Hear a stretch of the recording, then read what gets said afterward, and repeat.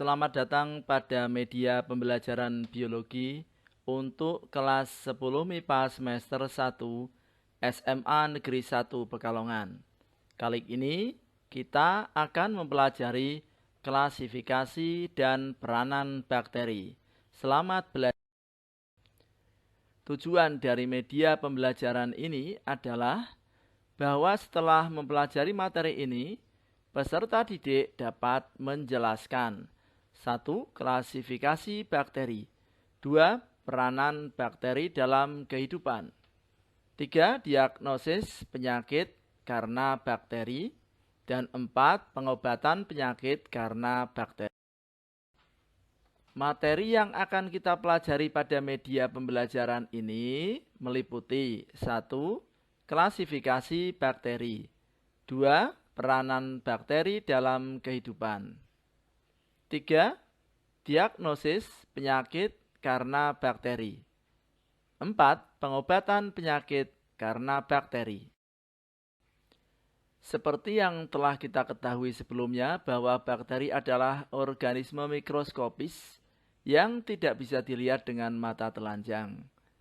Berdasar jenisnya, sebenarnya peranan bakteri tidak selalu menjadi penyebab penyakit. Manusia juga memerlukan bakteri baik atau probiotik yang justru menjadi pelindung dari infeksi. Ada bakteri baik, ada pula bakteri jahat. Setiap jenisnya bisa bertahan dalam kondisi ekstrim. Bahkan untuk organisme penyebab penyakit, mereka seakan punya tameng sehingga tidak mudah dikalahkan oleh sel darah putih atau sistem kekebalan tubuh. Baiklah, kita mulai dengan klasifikasi bakteri. Bakteri dikelompokkan menjadi 2 kelompok besar, yaitu 1. Archaebacteria, 2. Eubacteria. Archaebacteria adalah kelompok bakteri yang dinding selnya tidak mengandung peptidoglikan. Namun membran plasmanya mengandung lipid. Archaebacteria ini hidup di lingkungan yang ekstrim. Archaebacteria terdiri dari bakteri-bakteri yang hidup di tempat-tempat kritis atau ekstrim. Misalnya, bakteri yang hidup di air panas, bakteri yang hidup di tempat yang berkadar garam tinggi, dan bakteri yang hidup di tempat yang panas atau asam serta di kawah gunung berapi dan di lahan-lahan gambut serta di tempat yang sangat dingin. Sedangkan eubacteria dikenal dengan istilah bakteri sejati. Eubacteria ini termasuk organisme bersel tunggal yang mikroskopis. Membedakan dari Archaebacteria, organisme eubacteria serupa dan beberapa perbedaan genetik dan gaya hidup yang signifikan. Sebagian besar yang kita anggap sebagai bakteri adalah eubacteria. Berikut ini adalah perbedaan ciri antara Archaebacteria dan eubacteria. Archaebacteria 1. Bersifat anaerob. 2. Mampu hidup di tempat yang kotor dan halofil ekstrim, saluran pencernaan manusia atau hewan, lingkungan beragam, termoplastik pada suhu tinggi, atau lingkungan asam dan tempat-tempat sampah. 3. Menghasilkan gas metana dari sumber yang sederhana. 4. Dinding sel yang bukan merupakan peptidoglikan. 5. Bereproduksi dengan membentuk tunas, membelah diri dan aseksual atau fragmentasi. 6. Dinding sel terdiri dari polisakarida dan protein, tetapi bukan peptidoglikan. 7. Asam nukleat Archaebacteria berupa RNA. 8. Archaebacteria dapat tinggal di lingkungan ekstrim. lingkungan dengan derajat keasaman tinggi, suhu tinggi, kadar garam tinggi, atau justru terlalu dingin. Kemudian eubacteria, cirinya adalah sebagai berikut. Yang pertama, umumnya tidak berklorofil, namun ada juga yang berklorofil. 2. Tidak memiliki membran inti atau prokariotik. 3. Hidup secara parasit atau bebas, kosmopolit dan patogen. Ada pula yang tidak patogen. Kosmopolit ini punya makna bisa ditemukan di semua tempat. 4.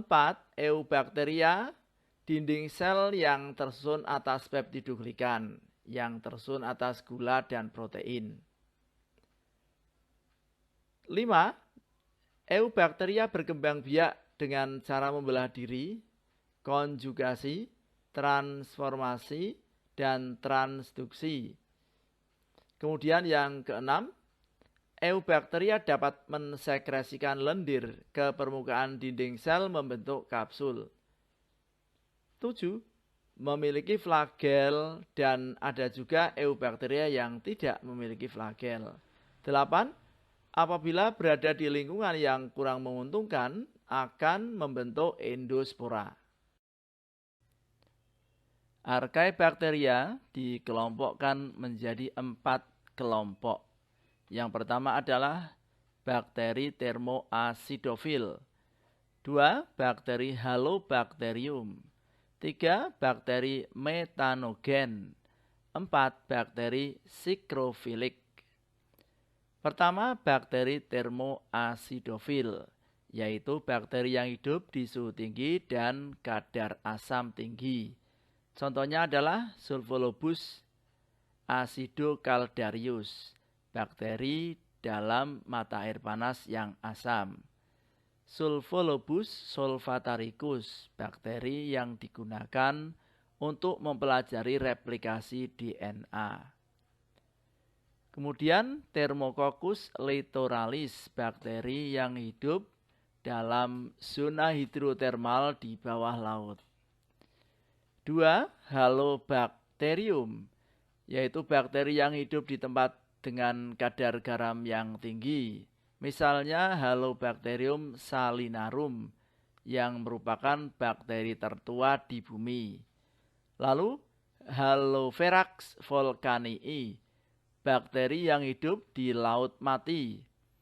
Selanjutnya ada lagi Halalcalicoccus geogali, bakteri yang hidup dari makanan laut yang difermentasi. 3. Bakteri metanogen, yaitu bakteri yang hidup di lingkungan rendah oksigen dan menghasilkan gas metana. Contohnya adalah Methanobrevibacter ruminantium. Ini adalah bakteri yang hidup di dalam perut hewan ruminansia atau hewan pemamah biak. Ada lagi Methanofebribacter smithii, bakteri yang hidup dalam usus manusia. Lalu ada lagi Methanobrevibacter oralis, bakteri yang tinggal dalam gusi manusia. Yang keempat adalah bakteri sikrofilik, yaitu bakteri yang hidup di tempat yang bersuhu rendah. Misalnya di gletser, kutub, juga di laut yang dalam. Contohnya adalah Methanogen bonnei, Methanococcoides burtonii, Methanococcus voltae, dan Methanococcus frigidium. Gambar ini menunjukkan adanya sebuah danau yang memiliki kadar garam sangat tinggi yang terdapat di Namibia. Beberapa jenis halobacteria mampu hidup di tempat tersebut. Eubacteria.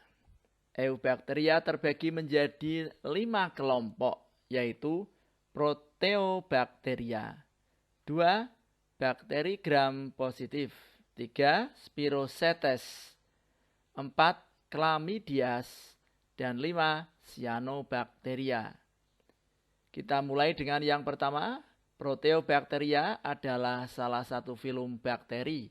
Anggotanya mencakup berbagai bakteri patogen ternama seperti Escherichia, Salmonella, Vibrio, dan Helicobacter, serta bakteri yang sanggup bersimbiosis untuk menyemat nitrogen dari udara.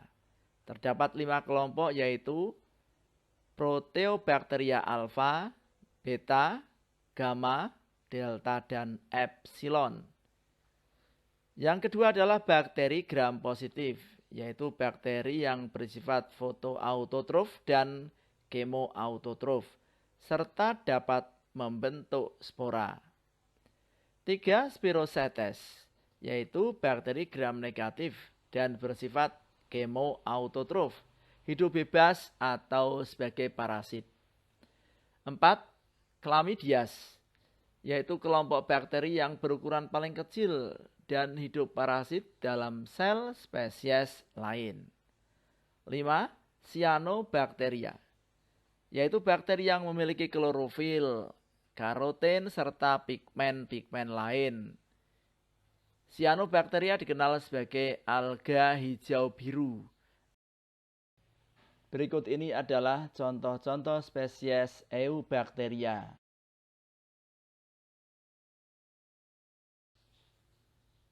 Perhatikanlah perbedaan struktur antara Archaebacteria dan Eubacteria pada gambar berikut ini.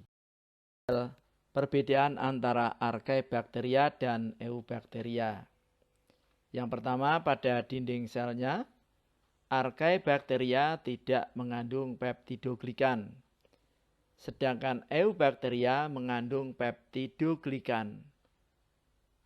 Berikutnya lipid membran. Archaebacteria beberapa hidrokarbon bercabang, sedangkan Eubacteria hidrokarbon tidak bercabang. Untuk RNA polimerase, ini nama enzim. Pada Archaebacteria terdapat beberapa jenis, sedang Eubacteria hanya satu jenis. Intron atau bagian gen yang bukan untuk pengkodean. Pada Archaebacteria ada beberapa gen, sedang Eubacteria tidak ada. Respon terhadap antibiotik streptomycin dan chloramphenicol. Untuk Archaebacteria pertumbuhannya tidak terhambat, sedangkan Eubacteria terhambat. Berikut adalah gambar beberapa contoh spesies Archaebacteria dan Eubacteria. Berdasarkan jumlah dan letak flagela. Flagela atau bulu cambuk adalah alat gerak pada bakteri. Berdasarkan jumlah dan letak flagela, bakteri dibedakan menjadi 5 macam. Yang pertama adalah atrik, yaitu bakteri yang tidak memiliki flagela. 2. Monotrik, yaitu bakteri yang hanya memiliki satu flagela. 3. Lophotrik, yaitu bakteri yang memiliki banyak flagela pada salah satu sisinya atau pada salah satu ujungnya. 4. Amfitrik, yaitu bakteri yang memiliki flagela pada kedua ujungnya.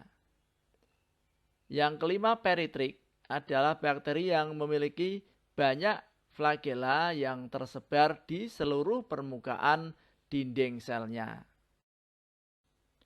Klasifikasi berikutnya adalah klasifikasi bakteri berdasarkan cara memperoleh makanannya.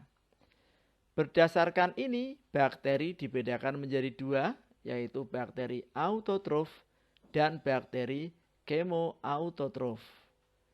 Bakteri autotrof disebut juga bakteri fotosintetik, merupakan bakteri yang dapat membuat makanannya sendiri dari bahan-bahan anorganik dengan proses fotosintesis. Fotosintesis bakteri menggunakan hidrogen sulfida untuk menghasilkan energi. 2. Bakteri kemoautotrof, yaitu bakteri yang tidak memiliki pigmen klorofil sehingga tidak dapat memanfaatkan sinar matahari untuk memperoleh makanan. Sebagai gantinya, bakteri kemoautotrof menggunakan reaksi gelap, yaitu mensintesis hidrogen sulfida dan oksigen menjadi karbohidrat, karbon dioksida, dan sulfur. Klasifikasi bakteri berdasarkan pewarnaan gram. Berdasar pewarnaan gram ini, bakteri dibedakan menjadi dua, yaitu bakteri gram positif dan bakteri gram negatif. Bakteri gram positif adalah bakteri yang memiliki peptidoglikan pada dinding selnya. Lapisan tebal peptidoglikan ini membuat bakteri gram positif dapat mempertahankan warna ungu pada pengujian kristal violet. Bakteri yang tergolong gram positif adalah Streptococcus yang biasa menyebabkan penyakit radang paru-paru dan radang otak. Kemudian selanjutnya bakteri gram negatif, yaitu bakteri yang memiliki peptidoglikan yang tipis atau tidak memiliki peptidoglikan, namun terdiri dari dua lapisan. Berbeda dengan bakteri gram positif, bakteri gram negatif tidak dapat mempertahankan warna ungu sehingga berwarna merah.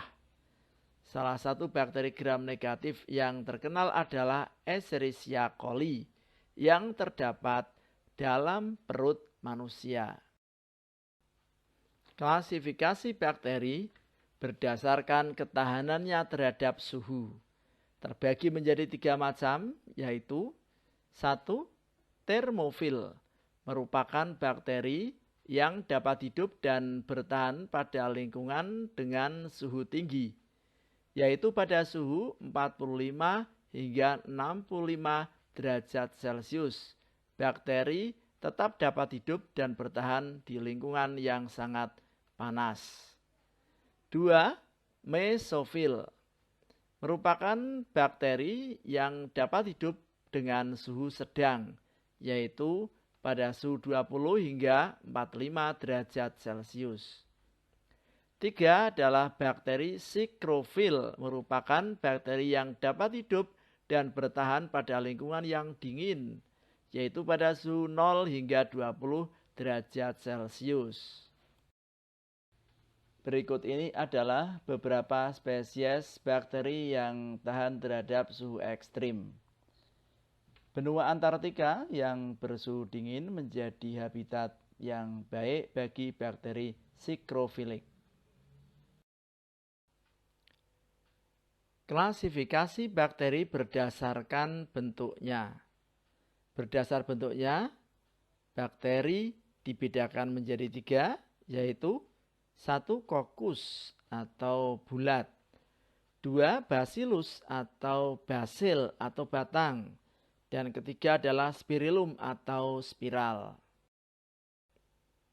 Berdasarkan kebutuhan oksigen, bakteri dibedakan menjadi bakteri aerobik, anaerobik, dan mikroaerofilik. Yang pertama adalah aerobik, yaitu bakteri yang memerlukan oksigen untuk proses metabolisme dan respirasi seluler. Jenis ini menggunakan oksigen untuk melakukan metabolisme senyawa seperti karbohidrat dan lemak untuk menghasilkan energi. Yang kedua adalah bakteri anaerobik, yaitu bakteri yang tidak membutuhkan oksigen.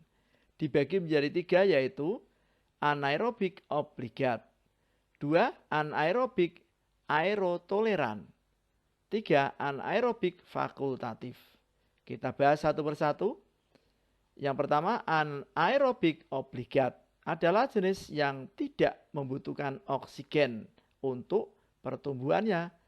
Malah, jika jenis ini terkena oksigen, bisa menyebabkan kematian.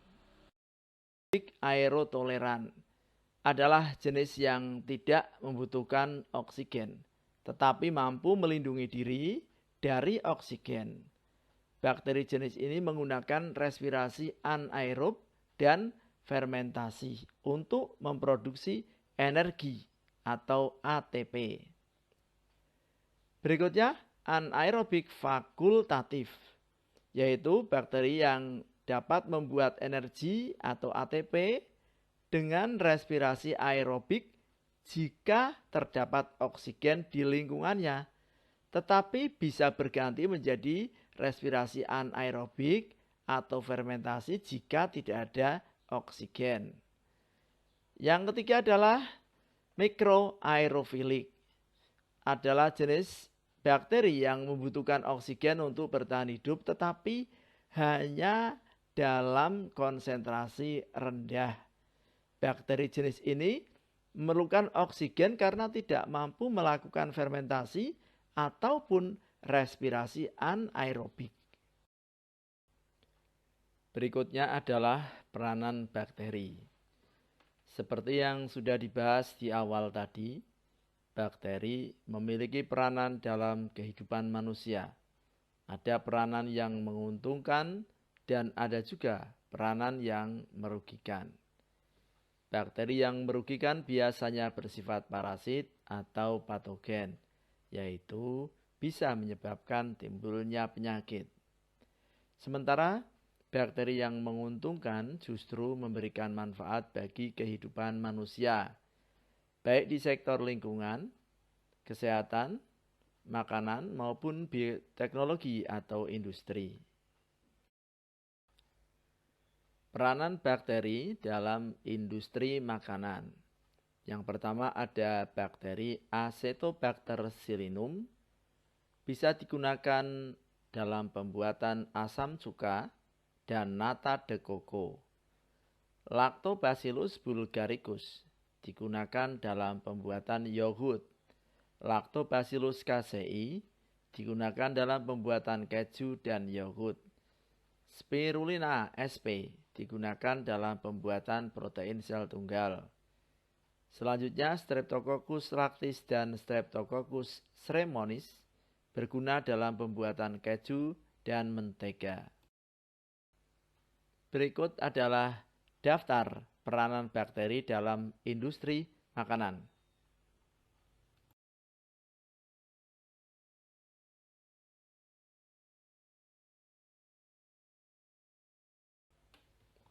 Peranan bakteri dalam industri kesehatan. Pertama, Bacillus brevis berguna dalam pembuatan antibiotik tirotrisin. Bacillus polymixa untuk pembuatan antibiotik polymyxin. Bacillus subtilis dalam pembuatan antibiotik bacitracin. Pseudomonas denitrificans dalam pembuatan vitamin B12. Streptomyces aerofaciens dalam pembuatan antibiotik aeromycin. Streptomyces griseus dalam pembuatan antibiotik streptomycin. Streptomyces rhinosus dalam pembuatan antibiotik tetrasiklin. Berikutnya Streptomyces venezuelae dalam pembuatan antibiotik kloromycin yang dapat menyebabkan penyakit. Yang pertama ada penyakit antraks disebabkan oleh bakteri Bacillus anthracis. 2. Penyakit Lyme disebabkan oleh bakteri Borrelia burgdorferi. 3. Demam Q disebabkan oleh bakteri Coxiella burnetii. 4. Demam reumatik disebabkan oleh bakteri Streptococcus tipe A. 5. Demam tifoid dan demam paratifoid disebabkan oleh Salmonella typhi atau Salmonella paratipi. 6. Tuberkulosis disebabkan oleh bakteri Mycobacterium tuberculosis. Ada juga lepra disebabkan oleh bakteri Mycobacterium leprae. Berikutnya pneumonia disebabkan oleh bakteri Streptococcus pneumoniae. atau Mycoplasma pneumoniae. 8. Vaginosis disebabkan oleh bakteri anaerobes.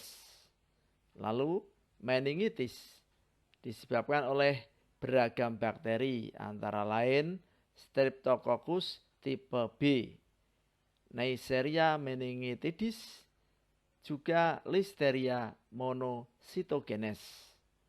Kemudian gonorrhea atau kencing nanah disebabkan oleh Neisseria gonorrhoeae. Kemudian ada lagi sipilis atau raja singa disebabkan oleh Treponema pallidum dan masih banyak yang lain. Nama penyakit dan bakteri yang menyebabkannya.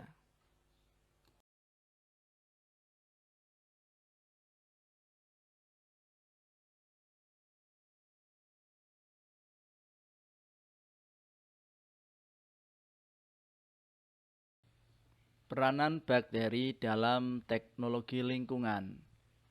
Pertama ada Escherichia coli yang membusukkan sisa makanan dalam usus besar dan menghasilkan vitamin K.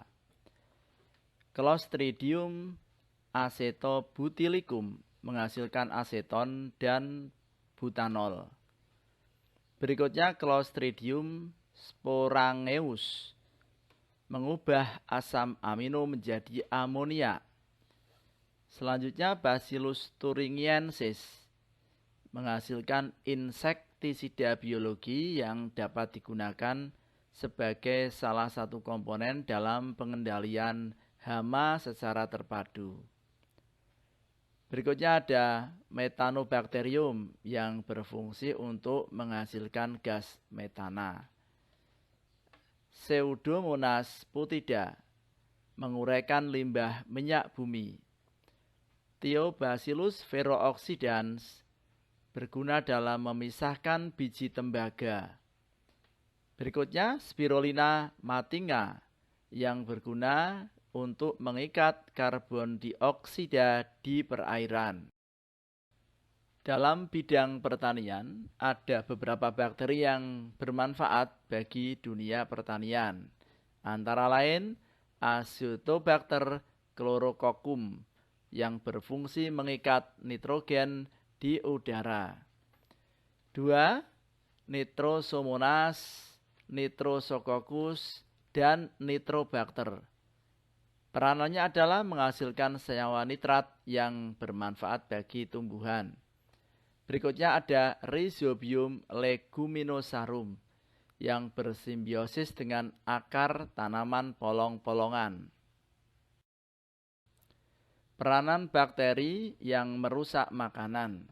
Yang pertama adalah Clostridium botulinum yang merusak makanan kalengan. 2. Pseudomonas cocovenans merusak tempe bongkrek. 3. Leuconostoc mesenteroides. Ini yang membuat makanan menjadi basi. Berikutnya Enterobacter aerogenes yang mengakibatkan air susu menjadi berlendir. Selanjutnya adalah diagnosis infeksi bakteri. Beberapa tes yang digunakan untuk mendiagnosis infeksi bakteri antara lain 1. Tes kultur darah. Dokter akan mengambil 2 atau lebih sampel darah untuk diuji di laboratorium. Biasanya darah yang diambil dari lokasi atau pembuluh darah yang berbeda. Yang kedua, tes pewarnaan gram. Dalam prosesnya, dokter akan mengambil sampel berupa dahak, nanah, atau menyeka cairan yang terdapat pada bagian tubuh yang terinfeksi. Yang ketiga adalah pemeriksaan basil tahan asam atau BTA.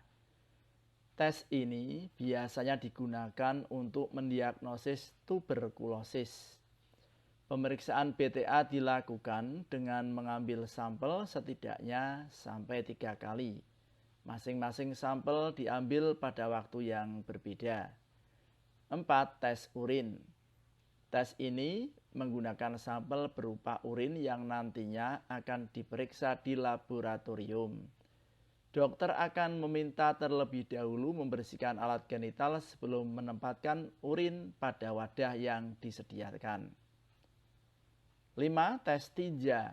Hampir sama seperti tes urin, namun bedanya tes ini menggunakan tinja sebagai sampel untuk uji laboratorium. Gejala infeksi bakteri.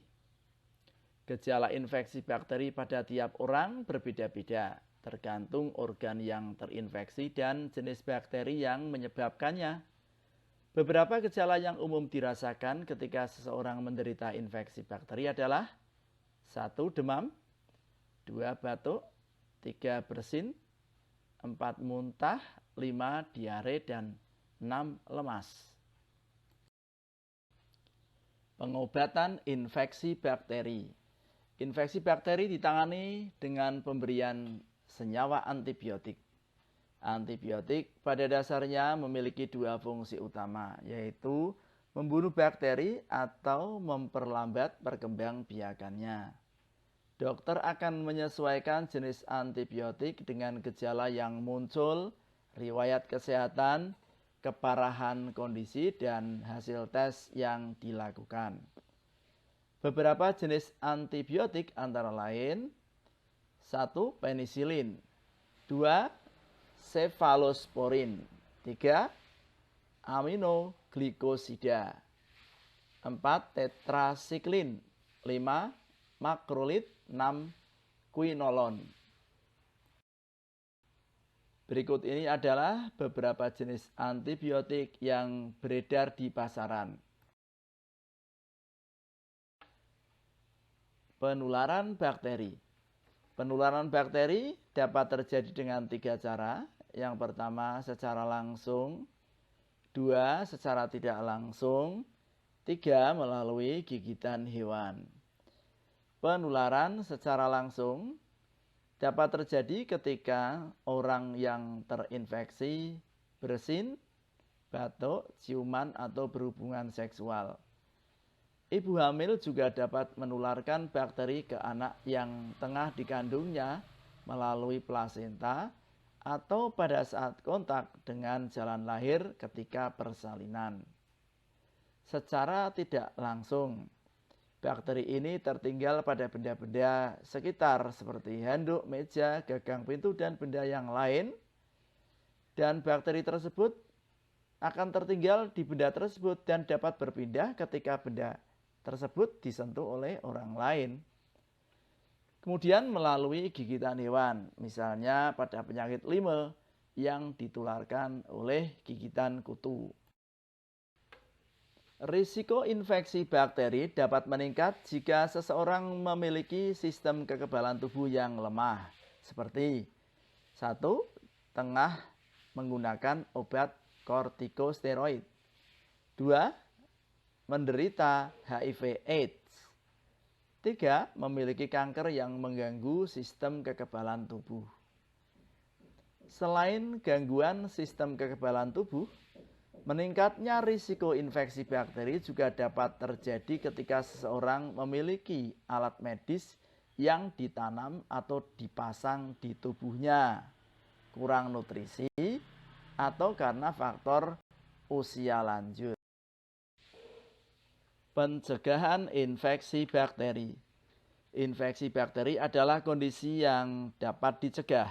Beberapa upaya dapat dilakukan untuk mencegah infeksi bakteri, yaitu pertama, rutin mencuci tangan setelah beraktivitas.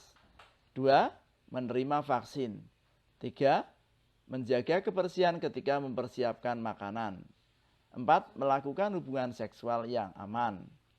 5. Tidak berbagi barang pribadi, misalnya handuk atau baju. Kesehatan adalah faktor yang sangat penting dalam kehidupan kita. Dengan kesehatan, kita dapat melakukan banyak aktivitas tanpa terganggu. Oleh karena itu, marilah kita jaga kesehatan kita, jangan sampai terkena penyakit, baik oleh bakteri, virus, atau mikroorganisme lainnya. Demikianlah media pembelajaran ini. Semoga Media pembelajaran yang sederhana ini dapat membantu peserta didik untuk memahami materi bakteri, khususnya klasifikasi dan peranan bakteri. Sampai ketemu lagi pada media pembelajaran berikutnya. Selamat belajar.